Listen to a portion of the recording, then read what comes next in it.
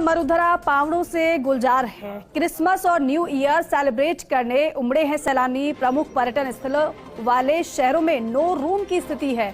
5 जनवरी तक होटल्स की booking full है। फेबुलस फोर्टनाइट के लिए सभी होटल और रिसोर्ट लगभग बुक है। प्रदेश में 500 करोड़ राजस्व मिलने की उम्मीद है, तो पर्यटकों के आने का सिलसिला शुरू है। और हालत ये है, स्थिति ये है कि नो रूम की स्थिति बन गई है, यानी कि बुकिंग फुल चल रही है। होटल, रिसोर्ट, क्लब, रेस्टोरेंट्स में इवेंट्स की तैयारी पूरी है। सैलानियों के लिए डांस, डीजे और म्यूजिकल नाइट की तैयारियां की गई हैं। शाही गाड़ी, पैलेस ऑन व्हील्स की आकर्षक सजावट हुई है। क्रिसमस और न्यू ईयर टूर के लिए भव्य सजावट की गई है। तो प्रदेश में 500 करोड़ राजस्व मिलने की उम्मीद है। मरुधरा पावड़ों से गुलजार नजर आ रहा है।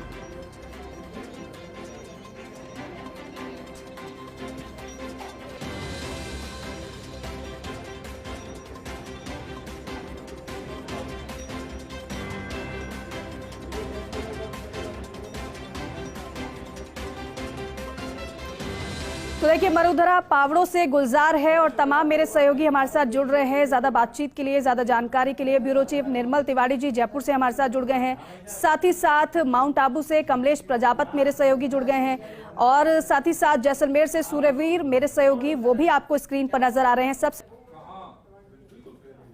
बिल्कुल देखिए, पर्यटकों के आने का सिलसिला शुरू हो गया है और सूर्यवीर मेरे सहयोगी जो हमें जानकारी दे रहे थे और तस्वीरें भी आप तक वो पहुंचा रहे हैं। कमलेश प्रजापत भी मेरे सहयोगी हमारे साथ जुड़े हुए हैं माउंट आबू से, उनका भी रुख करेंगे। कमलेश, क्योंकि माउंट आबू में हमने लगातार देखा वहां की वादियों का लुत्फ उठाने के लिए, आनंद लेने के लिए अक्सर बड़ी संख्या में जो पर्यटक हैं वो पहुंचते ही हैं, लेकिन क्योंकि अब तो मौका क्रिसमस का है और न्यू ईयर का है, तो फिर तो और भी ज्यादा पर्यटकों की संख्या बढ़ गई होगी वहां पर। देखिए दीपिका, शुरुआत एक खूबसूरत नज़ारे के साथ करते हैं हम, क्योंकि नया साल आने वाला है, क्रिसमस का भी सेलिब्रेशन होने वाला है। तो कहीं न कहीं जो माउंट आबू की जो वादियां हैं वो पर्यटकों को आकर्षित करने के लिए यहाँ पर तैयार हैं और यहाँ के तमाम जो होटल्स हैं, चाहे कहें बात तमाम जो छोटे बड़े होटल्स हैं उनमें तैयारियां चल रही है। एक दूसरा नज़ारा सहयोगी जितेंद्र मेरे साथ है, वो दिखाएंगे। जो सैलानियों का आने का जो सिलसिला है वो माउंट आबू में लगातार जारी है और आंकड़ों की बात करें तो तकरीबन 5 से 6 हजार पर्यटक फिलहाल माउंट आबू में है और क्रिसमस की छुट्टी है, उसको लेकर के जो तैयारियां हैं उनके लिए बात करने के लिए मेरे पास ज्योतिष भाई और संजय भाई हैं। इनसे बात करते हैं। आप सर होटलियर हैं, क्रिसमस का त्योहार है, उसको लेकर के क्या तैयारियां चल रही है, कैसे आप पर्यटकों को आकर्षित करेंगे?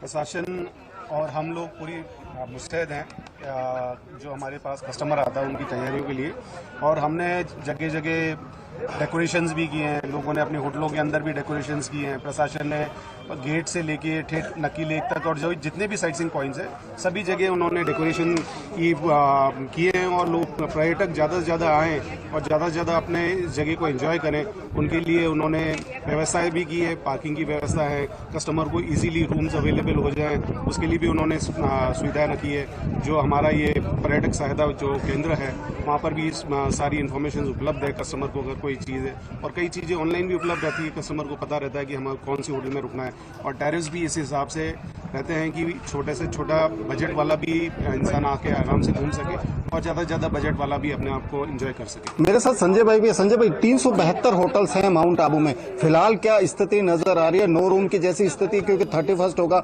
लाखों की संख्या में सैलानी होंगे माउंट आबू में। शायद 31 को ये स्थिति आ सकती है, पर अभी आज हम बात कर रहे हैं 23 दिसंबर की, तो जिस हिसाब से गुदगुदाती सर्दी का आनंद लेने पर्यटक आ रहे हैं, तो अभी जो क्राउड है वो गुजरात का है। 25 के बाद में हमारे पास में नॉर्थ क्राउड आएगा। बंगाल की भी अच्छी बुकिंग्स आ रही है और बंगाल टूरिस्ट तो ईयरली चलता है हमारे पास में। जैसे दिवाली के पहले जो दिन आते हैं उसमें बंगाल टूरिस्ट का जो होता है पेमेंट दायरा 2,000-2,500 तक का होता है। तो इस हिसाब से मैं नहीं चाहता हूँ कि रेट्स इतने ज्यादा बढ़े।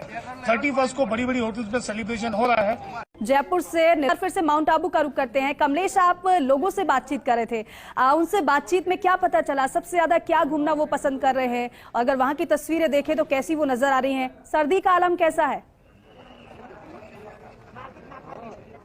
देखिए दीपिका, सर्दी की बात करें तो आज न्यूनतम तापमान 0 डिग्री पर है और मौसम का मिजाज बहुत सुहाना नजर आ रहा है। नक्की झील की ताल पर हम खड़े हैं। सहयोगी जितेंद्र दिखाएंगे कि यहाँ पर जो सैलानी है कहीं ना कहीं जो यहाँ की जो खूबसूरत वादियां हैं, यहाँ की गुलाबी सर्दी है, उसका आनंद लेते हुए नजर आ रहे हैं। और क्योंकि जो नया साल आने वाला है उसको लेकर के जो तैयारियां हैं वो है। कुछ पर्यटक भी यहाँ देखिए जो सुबह के समय यहाँ पर जो घूमने का आनंद है कुछ लेते हुए नजर आ रहे हैं। हम बात करने की कोशिश भी करेंगे।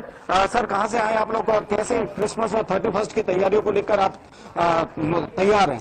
अहमदाबाद से आए हम, मणिनगर से। कैसी मौसम कैसा है यहाँ पर मौसम बहुत बढ़िया है यहाँ पे। और क्या प्लानिंग है क्रिसमस को लेकर के? क्रिसमस के लेके हम 31st को पहले सेलिब्रेट कर रहे हैं। यहाँ ज्यादा क्राउड रहेगा।